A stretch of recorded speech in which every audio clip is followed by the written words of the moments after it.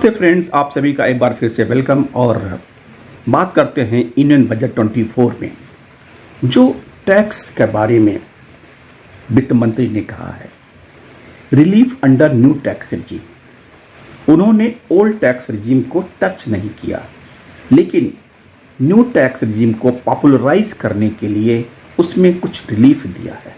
हालांकि ये रिलीफ भी बहुत ही मीगर है। पहले 3 लाख तक टैक्स रेट जीरो, अब भी 3 लाख तक टैक्स रेट जीरो। पहले 3 से 6 लाख तक 5% था, अब 3 लाख से 7 लाख 5% होगा। 6 से 9 लाख पहले 10% था, अब 7 से 10 लाख हुआ। 9 to 12 lakh it was 15% and 10 to 12 lakh it is 15%। 12 से 15 लाख के स्लैब में कोई चेंज नहीं हुआ। Earlier it was 20%, now it is 20%। 15 lakh से above it was 30% and now it is 30%। उसमें उस स्लैब में कोई चेंज नहीं हुआ। अब स्टैंडर्ड डिडक्शन जो 50,000 था ओल्ड रिजिम में, उसमें कोई चेंजेस नहीं किए गए, लेकिन न्यू रिजिम में 50,000 का अमाउंट बढ़ा के 75,000 कर दिया गया। यानी कि अगर मोटा मोटा हम समझें तो 7 lakh plus standard deduction 7.75 lakh तक इनकम टैक्स नए रिजिम में फ्री होगा।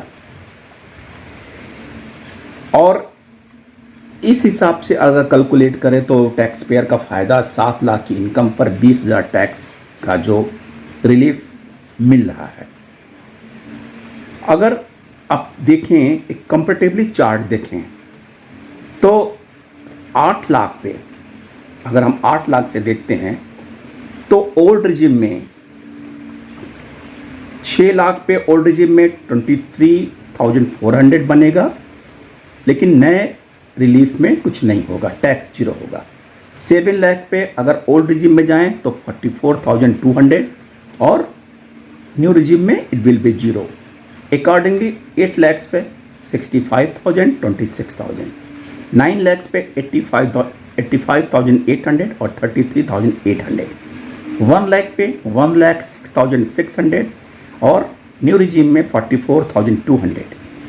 अकॉर्डिंगली अगर हम 15 लाख तक जाते हैं तो 15 लाख अगर 14 लाख पे देखें तो 2,26,200 एंड 1,09,200। अब यहाँ 2 बातें हैं।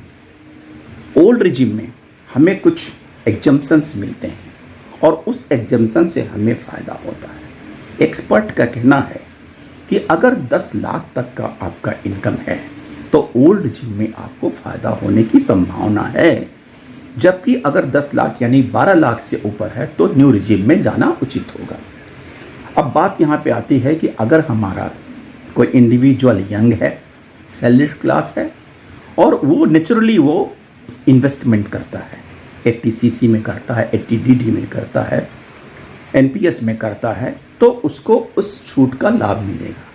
लेकिन अगर एक रिटायर्ड आदमी है जो उसको इन्वेस्टमेंट नहीं करता है तो उसे ओल्ड में जाने का कोई औचित्य नहीं है। वो न्यू रिजिम में जाए जहाँ पे रेट्स का फ़ायदा उठे। एक एग्जाम्पल के लिए देखें, अगर इनकम 8 लाख है और इन्वेस्टमेंट कोई नहीं है तो ओल्ड रिजिम में अगर हम देखेंगे तो 8 लाख पे स्टैंडर्ड डिडक्शन 50,000 घटाएं तो टैक्सेबल इनकम 7,50,000 होगा, और वहीं पे न्यू रिजिम में 75,000 ST घटाएंगे तो it will be 7,25,000। Old regime में इनकम आप हम देखें, अगर हम कैलकुलेट करते जाएंगे, जैसा कि स्लैब है, स्लैब 5%, 10%, 15%, आप सारे कैलकुलेट करेंगे तो आप देखेंगे चार्ट के हिसाब से आपको सेस लेके ओल्ड रिजिम में 65,000 अगर देना पड़ेगा और न्यू रिजिम में इट विल बी 26,000 ओनली। अब हमारे कुछ साथी कहते हैं, जहाँ तक बात होती है कि 10 लाख तक आपका इनकम टैक्स जीरो हो जाएगा। यानी कि अगर आपकी इनकम 10 लाख है तो यू हैव नॉट टू पे any Penney for the income tax purpose, that is the ZERO, zero. लेकिन इसके लिए आपको ओल्ड रिजिम में ही जाना होगा जो अभी वैलिड है। स्टेप 1 में अगर सपोज कर लीजिए आपका इनकम 10 लाख है, तो स्टेप 1 में आपको 50,000 का स्टैंडर्ड डिडक्शन होगा and your salary will be become 9,50,000। Step 2 में 80C में पीपीएफ, ईपीएफ, एलएसएस, एनएससी जैसी स्कीम में आप लगभग 1.5 लाख का इन्वेस्टमेंट कर सकते हैं और आप करते भी हैं। तो 9 lakh minus 150 your income will be आपका 7,50,000 हो जाएगा। ठीक है। और नेशनल पेमेंट सिस्टम में आप 50,000 का इन्वेस्टमेंट करते हैं, 80 CCDIB में तो आपको 50,000 का और रिलीफ मिलता है और आपका तो ये 7,50,000 हो जाता है। यहाँ पे होम लोन की बात करते हैं। होम लोन पे 24B में कहा 2 लाख रुपए तक की सेविंग कर सकते हैं और अगर ये आप 750 से 2 लाख घटाएं तो इट विल बी 5,50,000। स्टेप 5 में आपको जो 80D में मेडिकल इंश्योरेंस में अपने लिए 25,000 इंक्लूडिंग योर स्पाउस, और अगर आपके पेरेंट्स हैं तो उनके लिए 50,000, आप उसको लेस करें तो 4,75,000। और ऐसे में 550 में से अगर 75 घटाएं तो 475 पर कुल टैक्स देनदारी होगी जो 5 लाख रुपए से टैक्स रिजीव के दायरे में होगी, यानी कि आपको कोई टैक्स नहीं देना होगा।